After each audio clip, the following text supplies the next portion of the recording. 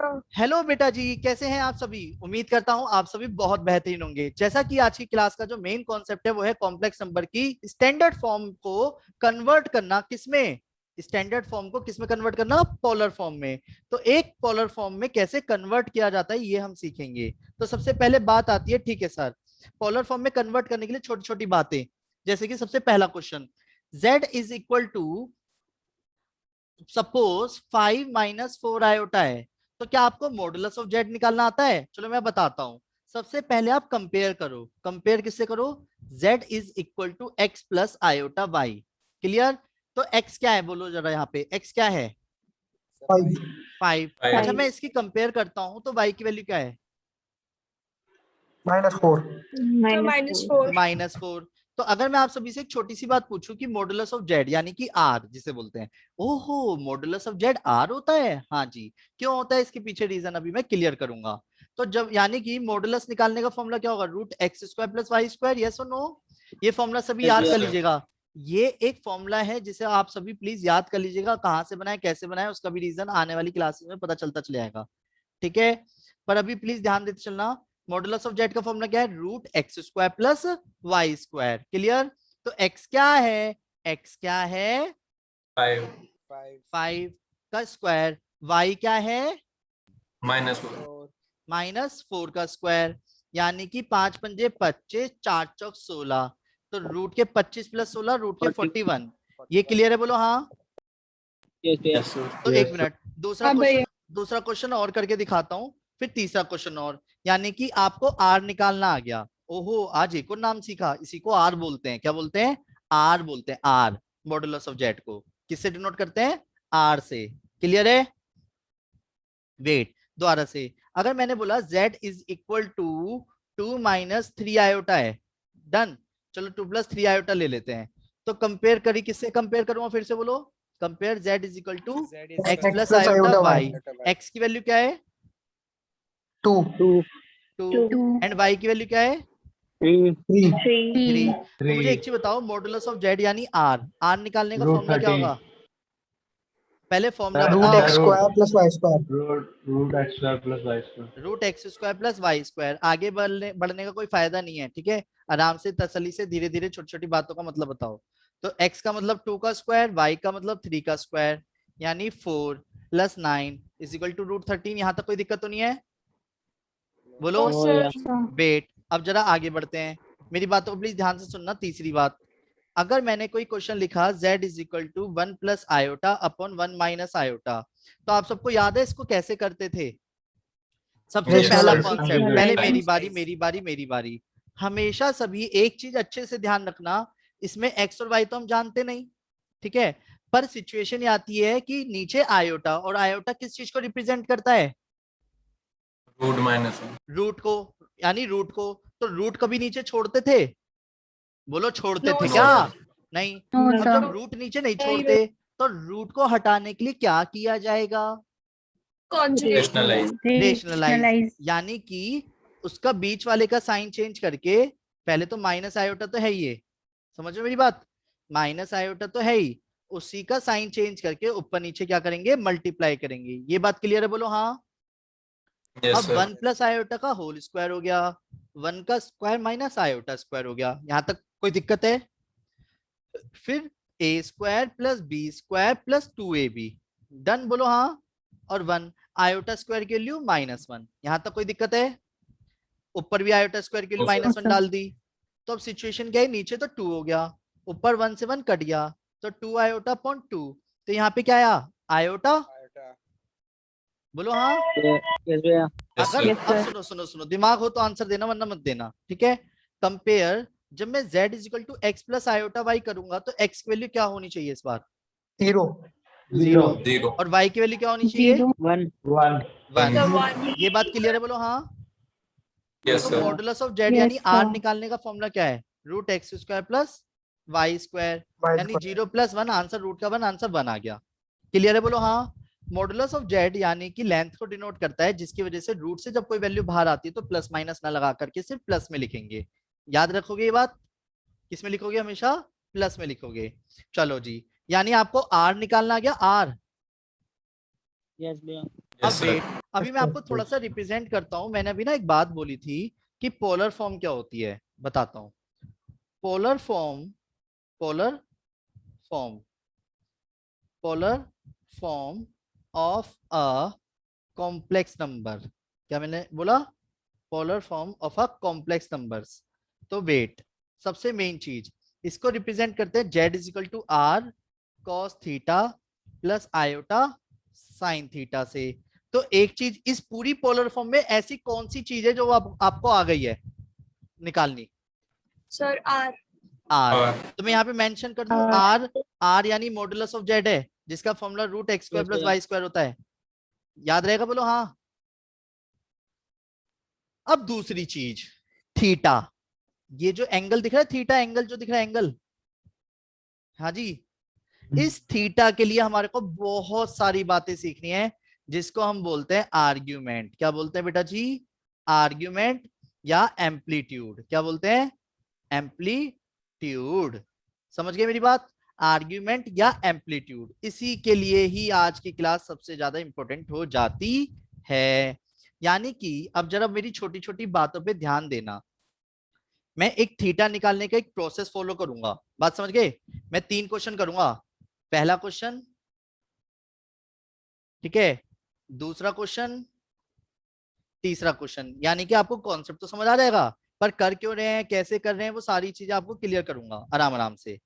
सबसे पहले एक चीज बताओ, z इज इक्वल टू, अगर मैंने लिखा 2 माइनस 2 आयोटा, एक जगह लिखा z is equal to 1 plus iota, एक जगह लिखा मैंने √3 प्लस के 3 आयोटा। चलो इससे ज्यादा हो जाएगा ये तो 2√3, नहीं, माइनस के 2 रूट, माइनस के 2 माइनस के 2√3 आयोटा। चलो 3 क्वेश्चन दिख रहे हैं आपको? जल्दी बोलो हाँ। Yes, sir. Yes, sir. Wait wait wait, अब मैं कोई ज्यादा शोर नहीं मचाऊंगा, बहुत आराम आराम से छोटी छोटी बातों को आपको कवर अप करूंगा। अगर कहीं भी कंफ्यूजन हो तो आप मुझे रोक के आगे बढ़ जाना, ठीक है? चलिए देखो, एक हेडिंग डालते हैं जिसको क्या बोला गया है? आर्ग्यूमेंट। क्या बोला मैंने? आर्ग्यूमेंट। आर्ग्यूमेंट या एम्पलीट्यूड फाइंड करने के लिए बोलता है वो, amplitude of a complex number, of a complex, of a complex number. ये अब अपने आप में एक नया कॉन्सेप्ट है, ऐसे समझ के चलना। इसको डिनोट करने का तरीका हो गया एंगल। अब बात आती है सर ये एंगल क्या है? मैं 2 मिनट के लिए एक फॉर्मूला रटवा रहा हूँ जिसे बोलते हैं tan inverse y by x. ये रटाफिकेशन है। अब ये tan इनवर्स क्यों है, इसके पीछे भी रीजन है। ये दोनों बातों की रीजन, r का मतलब मॉडुलस ऑफ z क्यों है, थीटा का मतलब tan inverse y by x क्यों है, ये सारी बातें आपको समझ आ जाएंगी। पर एक भी क्वेश्चन गलत ना हो जाए, पहले वो कॉन्सेप्ट सीख रहे हैं। मुझे एक चीज बताओ, क्या आपको ये वाली वैल्यू पता है 1 में tan किस एंगल की वैल्यू होती है? जरा समझना, 1 tan में किस एंगल की वैल्यू होती है, tan की? 45. 45 degrees. चलो बहुत अच्छे, बहुत अच्छे, बहुत अच्छे जी, बहुत अच्छे। तो इसी तरीके से 0 किस एंगल की वैल्यू होती है? 1090.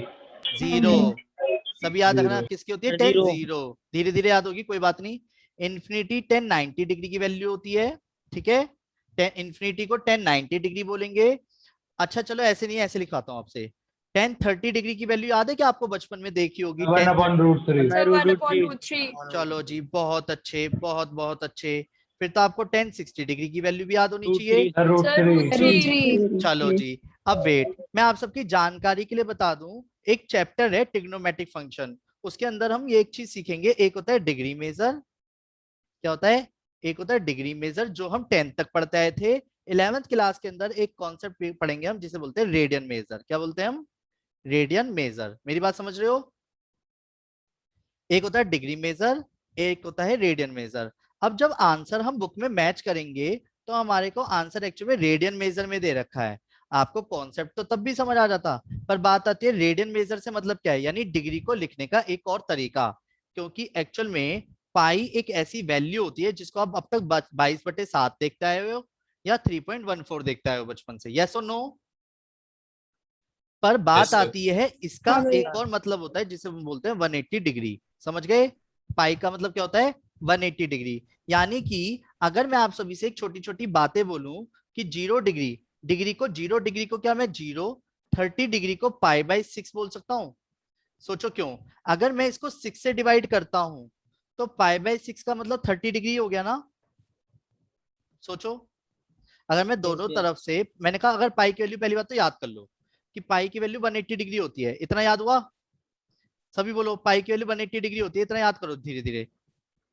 ठीक है, ये होती ही है, फिक्स है। पाई की वैल्यू क्या होती है? जल्दी बोलो। 180. 180 डिग्री। तो अब सिचुएशन ये आती है कि अगर मैं आपसे कहूं 30 डिग्री है जैसे, तो 45 डिग्री को बोलते हैं π/4। समझ रहे हो? 60 डिग्री को बोलते हैं π/3। सर ऐसा क्यों? फिर वही वाली बात आती है, π/3 को मैं कह रहा हूँ 60 डिग्री बोलते हैं। तो लिख लो 180 को 3 से डिवाइड करो, 60 डिग्री आएगा गारंटीड। क्लियर है? मतलब इन शॉर्ट एंगल में चेंजेस करेंगे। और 90 डिग्री को क्या बोलेंगे? π/2। ऐसे ही पाई का मतलब 180 डिग्री हो गया। सॉरी, ऊपर पाई लिख दिया मैंने। ठीक है, तो यहाँ पे 180 डिग्री को क्या बोलते हैं? पाई। 270 डिग्री को बोलते हैं 3π/2, है ना? 90 का 3 गुना। और 360 डिग्री का मतलब हो गया 2π। क्लियर? पर बात आती है, अच्छा तो सर इसका मतलब आप ये कहना चाह रहे हो कि आप 1045 डिग्री को 1045 ने लिख के क्या लिखना चाहते हो? बताता हूँ। 1045 को 1045 ना लिख के मैं इसको लिखूंगा 10π/4। क्या लिखूंगा? 10π/4। मतलब जब भी मैं अब आपसे ये बोलूंगा ना कि 1 बेटा किस एंगल की वैल्यू है, तो आप बोलोगे 10π/4। 45 डिग्री को क्या बोलोगे? 10π/4। 10 0 पे तो 0 ही रहेगा। 1090 डिग्री को क्या बोलेंगे? 10π/2। ठीक है, 30 डिग्री को क्या बोलेंगे? π/6। और 60 डिग्री को बोलेंगे π/3। अब सुनो, ये चीज इसलिए आप सभी के लिए नहीं हो सकती है कि कुछ जनों को ये बात पता है, हालांकि कि मैंने ट्रिग्नोमेट्री अभी नहीं कराई। ट्रिग्नोमेट्री को कराने से पहले ही ये वाला चैप्टर मैंने उठा लिया है ना। अब वही वाली बात आती है, अप्लाइड वालों में ट्रिगो नहीं है इसलिए उनके में ये कॉन्सेप्ट हटा दिया गया है। पर बात आती है आईएससी और सब जगह पे ये चैप्टर है। अब जो मैं बातें बोल रहा हूँ, बस इतनी सी बात आपको अभी याद करनी है कि 45 डिग्री को क्या बोलते हैं? जल्दी बोलो, थोड़ा थोड़ा करके याद करेंगे। 4 देखते माइंड में क्या आना चाहिए? 4 देखते 45 डिग्री। π/4 का मतलब क्या है? जल्दी बोलो। tan 45. अरे 1045 डिग्री की वैल्यू क्या है? Sir, tan π/4. And हाँ, π/4. और 10π/4 का की वैल्यू क्या हो गई? 1। क्या हो गई? 1। समझ आया? पहले बोलो हाँ। Yes, sir. एक मिनट, चलो एक सेकेंड, एक मिनट। एक्चुअली में क्या होगा जब हम कोई क्वेश्चन करेंगे ना, एग्जांपल के तौर पे अगर मैं कोई क्वेश्चन बोलता हूँ कि मान लो tan इनवर्स के साथ आपको यहाँ पे 1 आ गया, तो आप पता है 1 को क्या लिखोगे? आप लिखोगे 10π/4, क्योंकि 1 को 10π/4 लिख सकता हूँ। यस और नो? यस और नो? Yes, sir. तो tan इनवर्स से 10 गायब हो जाता है, π/4 बचता है, ऐसे करके। अब ये कब बचेगा, कैसे बचेगा, क्यों बचेगा, इसके पीछे रीजंस हैं। ये पहले समझ आया क्या क्यों सिखा रहा हूं मैं? छोटी सी चीज अभी भी मान के चलो, अगर अब यहाँ पे 1 की जगह है, 1 की जगह आपको √3 दिख गया, तो आप √3 को देखते हैं आपके माइंड में तुरंत क्या आएगा कि क्या लिखूं मैं? Sir, tan And π/3. π/3. 10π/3। तो यानी फिर π/3 बचेगा ना? Yes, sir. चलो एक काम करते हैं, मैं साइड में जरा इसको लिख देता हूँ, छोटी छोटी बातें, है ना, कि मैं ये पढ़वा क्यों रहा हूँ। डन। एंगल आपको दिख रहा है, पहला क्वेश्चन। छोटी छोटी बातें लेते हैं। मान लो कि थीटा बराबर tan इनवर्स 1 आया, तो 1 को आप क्या लिखोगे तुरंत देखते ही? जल्दी जल्दी बोलो मेरे साथ साथ। Tan π/4. 10π/4 पूरा बोलेंगे। और इनवर्स यानी उल्टा, tan का उल्टा, ये एक दूसरे से गायब हो जाते हैं।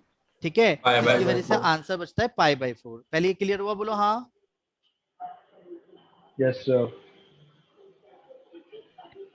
ठीक है, फिर बात आती है दूसरा कॉन्सेप्ट। फिर क्या कि मान लो tan इनवर्स, अगर मैं 1 को 1 की जगह √3 लिखता हूं, तो √3 tan में किस एंगल की वैल्यू है? And So tan π/6. 60 पहले तो एंगल में ही सोच लो, एंगल में सोच लो। 60 डिग्री, 60 डिग्री को π/3 बोलते हैं या π/6? क्या बोलते हैं? π/3. π/3। तो मैं इसे π/3 लिख दूंगा। तो यहाँ पे क्या आ गया? π/3 आया समझ? क्या करने वाला हूं मैं अभी क्वेश्चन में? नहीं आया समझ? थीटा इज इक्वल टू, मान लो tan इनवर्स √3 की जगह इस बार मुझे 1/√3 दिख गया, तो 1/√3 को क्या लिखोगे अब आप? So tan π/6. π/6 है ना, तो π/6 हो जाएगा। पहले ये क्लियर हुआ क्या करने वाला हूँ मैं क्वेश्चन में? पहले ये जो छोटी सी चीज लेफ्ट हैंड साइड Yes, लिखी sir. हुई है, यानी पहले उसकी जगह पे रिप्लेस करना आ गया। भाई जिनका यूज करना है वो तो सामने दिख ही रहा है, यस और नो? Yes, sir. चलो Yes, sir. एक मिनट अब थोड़ा सा रटाफिकेशन है, ठीक है? क्या एक्चुअल में जो थीटा होता है ना, इसे आर्गुमेंट जो बोलते हैं, ये कार्टेशियन प्लेन की जगह आर्गेंट प्लेन पे बनता है। अब बात आती है सर आर्गेंट प्लेन क्या है? एक कॉम्प्लेक्स नंबर को कार्टेशियन प्लेन पे ना दिखा के आर्गेंट प्लेन एक ऐसा प्लेन होता है जिसमें इमेजिनरी नंबर को भी दर्शाया जा सकता है। पर बात आती है जो थीटा की जो वैल्यू होती है, इसने अपने कुछ रेस्ट्रिक्शंस रखी हुई हैं। वो थीटा की रेस्ट्रिक्शन क्या है बताता हूँ। थीटा कहता है जी मेरी जो वैल्यू है वो -π से π के बीच में ही रह सकती है, यानी -180 से 180 के बीच में ही होनी चाहिए एंगल में। तो जिसकी वजह से अब जो हम क्वेश्चंस करेंगे उसके लिए हम एक प्रोसेस फॉलो करेंगे, जरा ध्यान से समझना मैं क्या बोल रहा हूँ। देखो मान लेते हैं कि एक वो क्या कहते हैं उसे, आर्गेंट प्लेन है, ठीक है? जैसे एक्स एक्सिस वाई एक्सिस नहीं होता था, वैसे ही ले लो ये x axis y axis, x naught y not.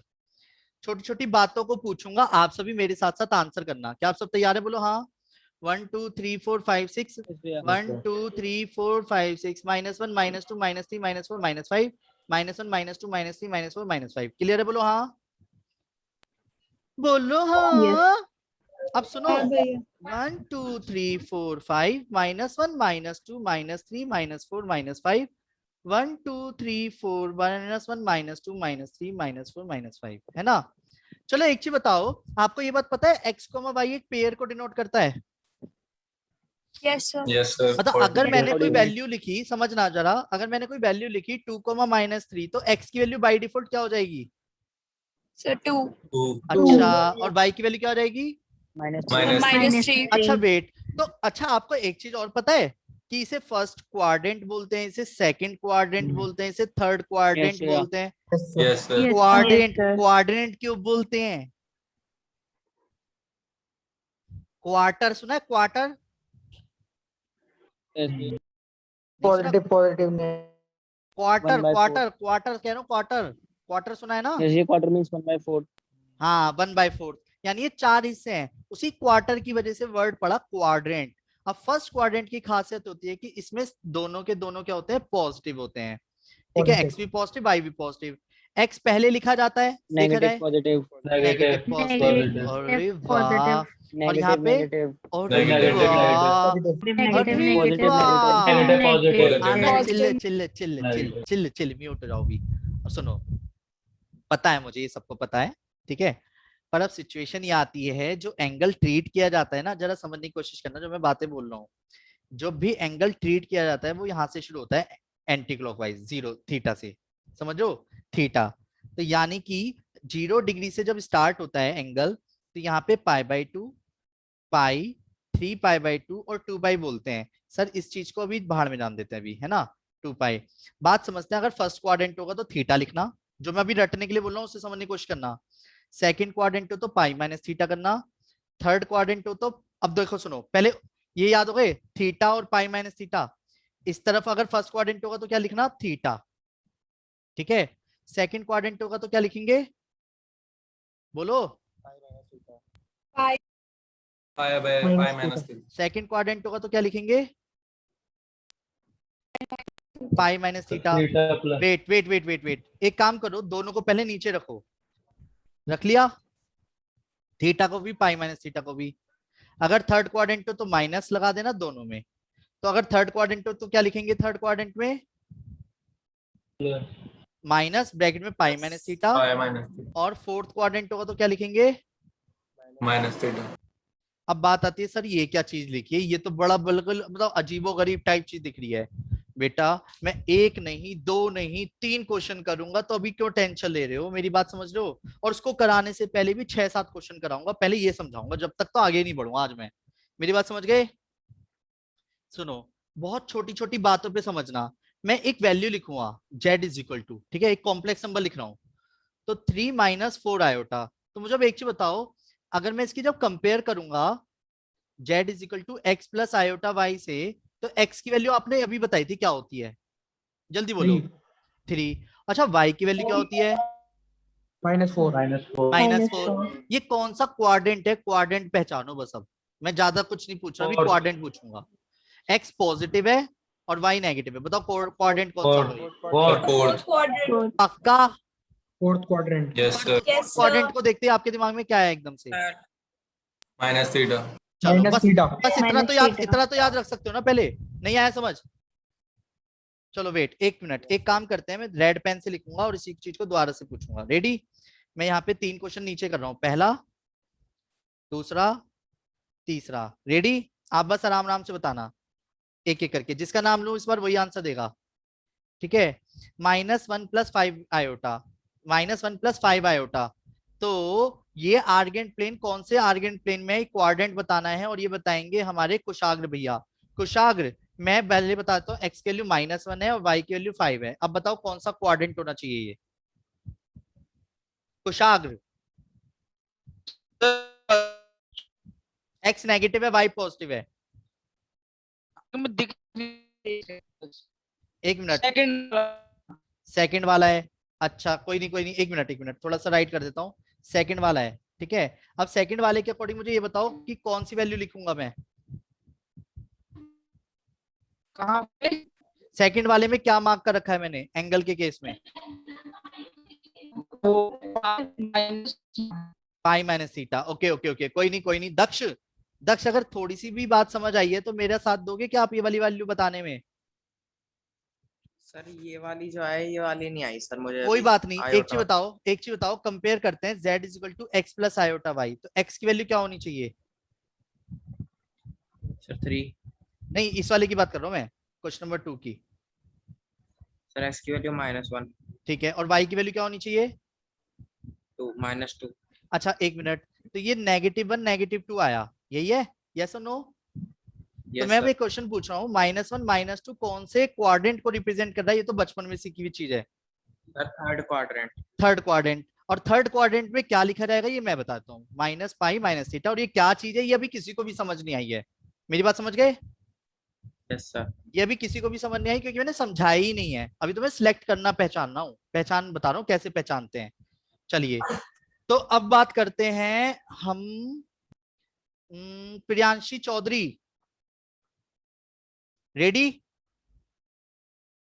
दीदी? हाँ भैया। ओके, तो दीदी मैंने लिखा 3 - 2 आयोटा, तो बताओ क्या होएगा?